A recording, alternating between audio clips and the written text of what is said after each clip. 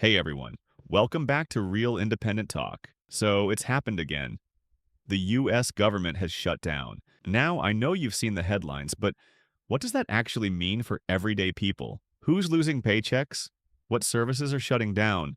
And how long could this last? That's what we're getting into today. By the end of this video, you'll know exactly why this shutdown is happening and how it might impact you and your community. So the US government has officially shut down again. But what does that really mean for everyday people? Who's getting hit the hardest? How long could it last? And why do we keep ending up in the same situation? Today, I'm breaking it all down in plain English. And I want to hear from you. Are shutdowns just part of politics now, or do you think this one will hit people harder than usual? Drop your thoughts in the comments as we go.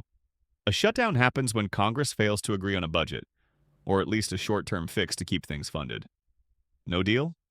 No money. And when the clock struck midnight on October 1st, funding ran out and the government went into shutdown mode. Now, essential workers, think airport security, military, law enforcement, they still show up. But here's the problem.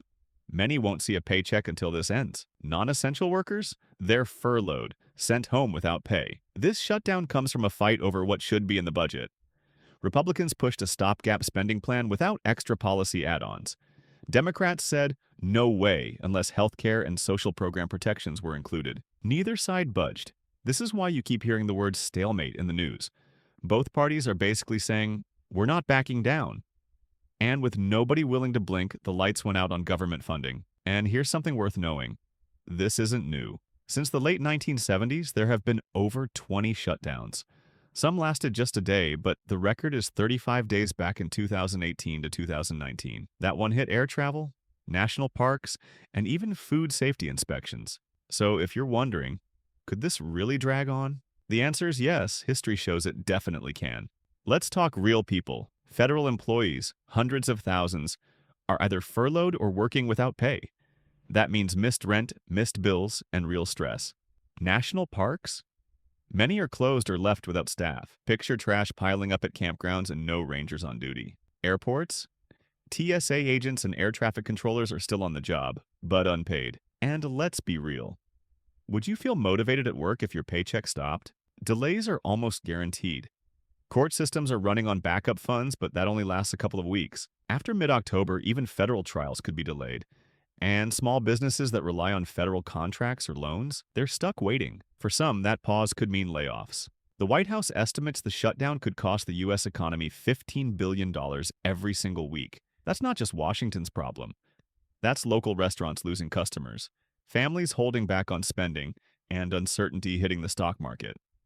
And when markets get nervous, retirement accounts, 401ks, and investments can take a hit. It's a ripple effect that spreads faster than most people think. So what happens from here? Lawmakers could pass a temporary funding patch, or we could be in for a standoff. Some services can stretch their emergency funds for a week or two, but if this goes into late October, things get ugly fast. And don't forget, this isn't just about money. It's also about politics, image, and who gets blamed. Both sides want to claim they stood strong, which makes compromise a lot harder. Even if you don't work for the government, this still matters. Delayed travel, slower courts, paused small business loans, possible market swings, it all adds up. If this stretches on, you'll start to feel it in little ways, even if you're not directly connected to federal programs. That's why shutdowns are more than just a headline. They ripple out into everyday life. So that's where we stand. Another government shutdown, millions impacted, billions at risk, and no clear end in sight. Now I want to hear from you. Do you think shutdowns are just political games? Or do you think they're actually necessary to force compromise? And have you or someone you know been directly affected? Drop your thoughts below. I'll be checking the comments.